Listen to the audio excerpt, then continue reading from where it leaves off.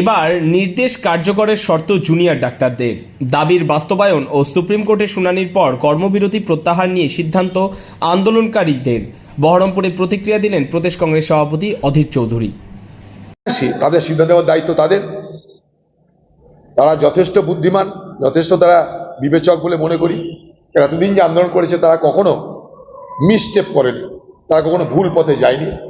মানুষের সহযোগিতা নিয়ে তারা আন্দোলন করেছে। তাদেরকে এই আন্দোলনের বিরুদ্ধে অনেক রকমের প্ররোচনা ছিল, কোনো প্ররোচনাতে তারা পা দেয়নি। তাদের এই আন্দোলন কিন্তু বাংলার সকলের কাছে শিক্ষণীয়। তাদের দৃঢ়তা, তাদের যুক্তিকতা, তাদের বুদ্ধি বিবেচনা সকলের কাছে কিন্তু শিক্ষণীয় বলে আমি মনে করি। এটা তার একটা ইতিহাস বাংলায় তথা ভারতবর্ষে তৈরি করলো।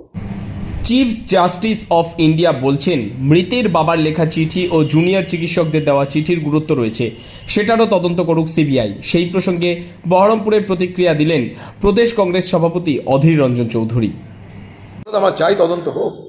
এ ঘটনা, যে ঘটনা ঘটেছে সে ঘটনার তো নিন্দা করা ভাষা নেই। এই ঘটনা যদি দ্বিতীয়বার না ঘটে বাংলায়, তার জন্য যা যা করার করতে হবে। কিন্তু আজও পর্যন্ত ডাক্তারদের উপর হামলা কিন্তু বন্ধ হয়নি।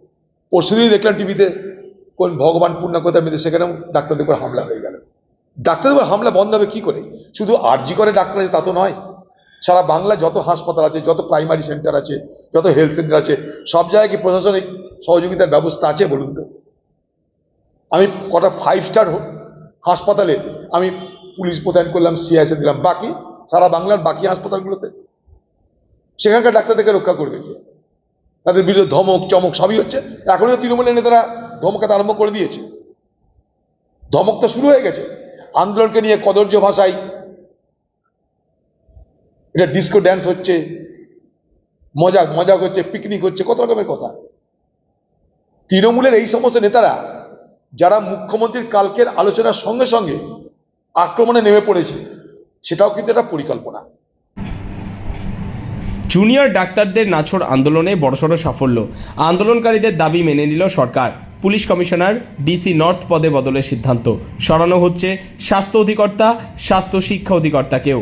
আজ বিকেল 4টের পর দায়িত্ব নেবেন নতুন সিপি। সেই প্রসঙ্গে অধীর চৌধুরী কি বলছেন শুনে নিন। দেখুন, সবাই জানছিল কাদের ত্রুটিতে, কাদের উদাসীনতায় এত বড় ঘটনা ঘটলেও তা তদন্ত হচ্ছে না, সবাই জানে। পশ্চিমবঙ্গের মুখ্যমন্ত্রী প্রথম দিনই বাংলার মানুষকে মিথ্যা প্রবাদ দিয়েছিলেন যে 7 দিনের মধ্যে সব আসামি অপরাধী ধরা পড়ে যাবে, যদি না পারি তখন সিবিআইকে দেবেন। এবার সিবিআইকে দেওয়ার পর সিবিআই ধরে নিক, সিবিআই বিচার করুক, সিবিআই ফাঁসি দিক, আমার আর কোনো দায়িত্ব নেই। কিন্তু এই নাছোড় এবং এই দীর্ঘস্থায়ী আন্দোলন বাংলার মুখ্যমন্ত্রীকে কাহিল করে দিয়েছে, দুর্বল করে দিয়েছে, আন্নাত করে দিয়েছে। তাই তার ইচ্ছা না থাকলেও আন্দোলনের চাপে তাকে কিছু কিছু ক্ষেত্রে মানতে হচ্ছে। কিন্তু প্রকৃত তদন্তের স্বার্থে মুখ্যমন্ত্রীর তরফ থেকে আরো সহযোগিতা দরকার, পুলিশের তরফ থেকে আরো সহযোগিতা দরকার। একটা দুটো পদ সরানো মানেই সব তদন্ত শেষ হয়ে গেল তা নয়। গোটা ব্যবস্থার মধ্যে যে ঘুম ধরে আছে, গোটা ব্যবস্থার মধ্যে যে দুর্নীতির বাসা বেঁধেছে, সেখান থেকে স্বাস্থ্য ভবনকে রক্ষা করবে কি? আমার মনে হয় যেহেতু স্বাস্থ্য দপ্তর বাংলার মুখ্যমন্ত্রী মমতা ব্যানার্জি, তাই তদন্ত চলাকালীন স্বাস্থ্য দপ্তরের মন্ত্রী হিসাবে তার জায়গা অন্য কাউকে স্থলাভিষিক্ত করা হোক। আরজি করের দুর্নীতি তদন্তে জোর অ্যাকশন ইডির।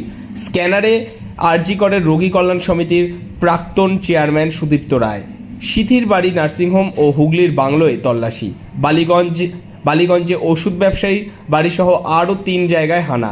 বহরমপুরে প্রতিক্রিয়া দিলেন প্রদেশ কংগ্রেস সভাপতি অধীর চৌধুরী।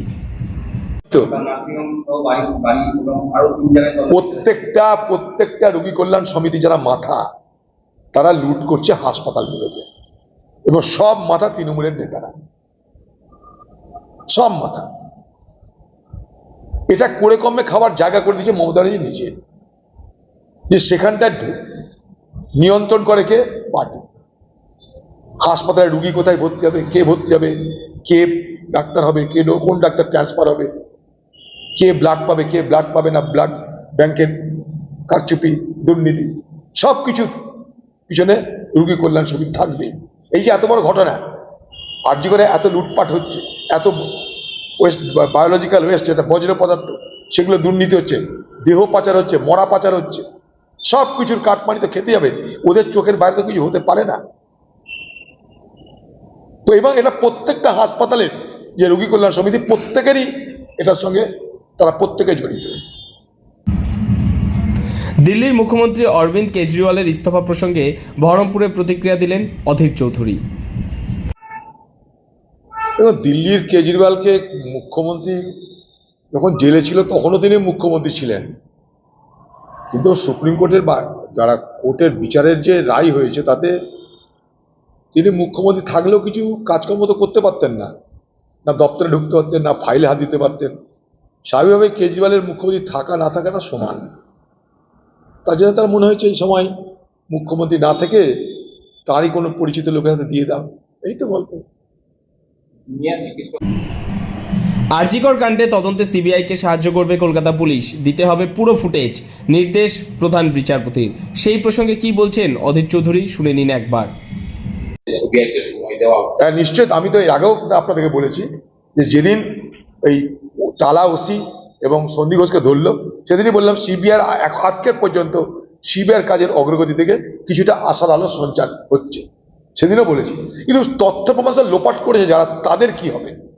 বাংলার মুখ্যমন্ত্রী আপনার পুলিশ তথ্য প্রমাণ লোপাট করলো, তার জন্য কি আপনি একবার বলবেন না যে আমাদের প্রশাসনের ভুল হয়েছে? তার জন্য কি আপনি বলবেন না এই জন্য আমাকে ক্ষমা চাওয়া উচিত? তার জন্য কি বলবেন না যে আমার পুলিশ প্রশাসনের ব্যর্থতা? বলবেন না? এবং আজকে যে অফিসারটাকে, যে মণ্ডলকে, যে অভিজিৎ মণ্ডল, যাকে অভিজিৎ মণ্ডল তো যাকে ওসি টালা ওসি যাকে সরানো হলো, আচ্ছা বলুন তো, একটা থানার ওসি তার কি ক্ষমতা আছে? একবারে 14 ঘন্টা পর এফআইআর হবে, তাতে ভুলভাল লেখা হবে, বিনা নির্দেশে বিনা আদেশে একটা ওসির ক্ষমতা আছে কি করবে না করবে সেটা করার? মুর্শিদাবাদ থেকে কৌশিক অধিকারীর রিপোর্ট, লোকাল 18 বাংলা।